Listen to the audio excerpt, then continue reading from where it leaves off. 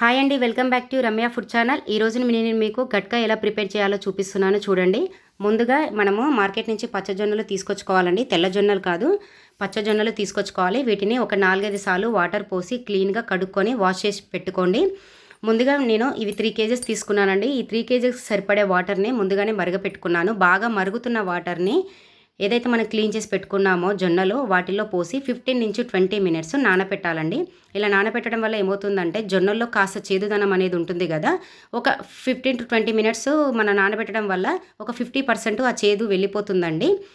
అలాగే మనము ఈ పౌడర్ని స్టోరేజ్ పెట్టుకుంటాం కాబట్టి ఇలా నేను క్లీన్ చేసి మీరు వేడి వాటర్ పోసి పట్టించుకోవడం వల్ల ఇది మనకు 3 నుంచి 4 months వరకు మీకు ఇది నిల్వ ఉంటుందండి పౌడరు. ఇలా గరిటెతో కలపండి, ఎందుకంటే వాటర్ వేడిగా ఉంటాయి కదా. నేను చూపిస్తున్న విధంగా జాలిపళ్ళంలోకి వంపేసుకొని, ఇది సమ్మర్ సీజన్ కదండి, మీకు డాబా పైన ఒక క్లాత్ మీద ఆరబెట్టేసుకోండి. 1 dayలో ఆరిపోతాయి. చూసారు కదా, నేను మార్నింగ్ పెట్టాను, ఈవినింగ్ కల్లా ఇలా ఆరిపోయాయండి. ఇది మిల్లుకి తీసుకెళ్ళి మీరు గట్క కోసమని చెప్పండి.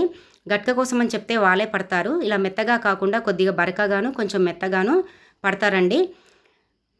నేను చూపిస్తున్న విధంగా ఒక కప్పు అండి, ఒక బౌలు ఒక పర్సన్కి కరెక్ట్గా సరిపోతుందండి మెజర్మెంట్. లేదు మీకు కొంచెం తక్కువగా అవుతుందంటే కప్పు నిండా తీసుకోండి. ఈ పర్సంటేజ్ నాకు సరిపోతుందండి ఒకరికి. ఒక కప్పు పౌడర్కి 2 గ్లాసుల వాటర్ తీసుకోవాలండి. ఇది నేను మీకు కుక్కర్లో ఎలా చేయాలో చూపిస్తాను. అలాగే బాణీలో కానీ మూకుట్లో కానీ చేసుకునే వాళ్ళు అది కూడా ఎలా చేయాలో 2 ఈ వీడియోలోనే అప్లోడ్ చేస్తున్నాను. 2 చూడండి. ఈ రెండింటికి ఒక డిఫరెన్స్ ఉంటుందండి, అది నేను లాస్ట్లో చెప్తాను.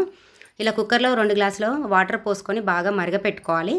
ఇలా మరుగుతున్నప్పుడు నేను ముందే చెప్పాను కదండి, కొంచెం తక్కువగా తీసుకుంటాను కప్పు. ఈ పౌడర్ని కొద్దిగా వేసుకుంటూ కలుపుకోవాలి. ఒకేసారి వేయకూడదండి, ఒకేసారి వేస్తే ఉండలు కట్టేస్తుంది. కలపడం మాత్రం ఆపొద్దండి, కలుపుతూనే ఉండాలి.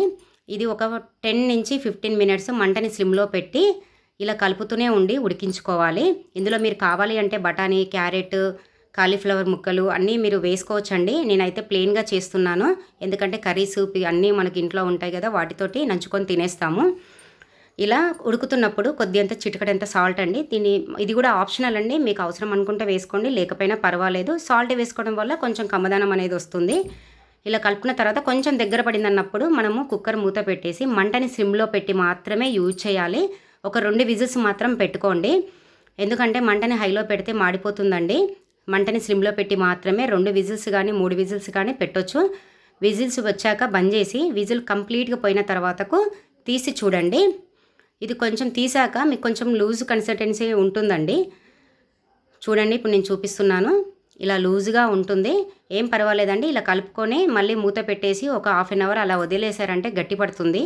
ఇది మీరు లంచ్ బాక్స్లోకి తీసుకొని కూడా వెళ్ళొచ్చండి. ఎవరైతే వెయిట్ లాస్ అవ్వాలనుకుంటున్నారో, ఎవరైతే ఈ సమ్మర్లో డైట్ మెయింటైన్ చేయాలనుకుంటున్నారో, అలాగే ఎవరికైతే షుగర్ లెవెల్స్ కంట్రోల్లో ఉండట్లేదో వాళ్ళు నేను చెప్తున్న విధంగా చేయండి. డెఫినెట్గా మీకు షుగర్ లెవెల్ కంట్రోల్ అవుతుంది, వెయిట్ లాస్ కూడా అవుతారు. కంప్లీట్గా వైట్ రైస్ మానేసి దీన్ని మీరు యూజ్ చేయొచ్చు.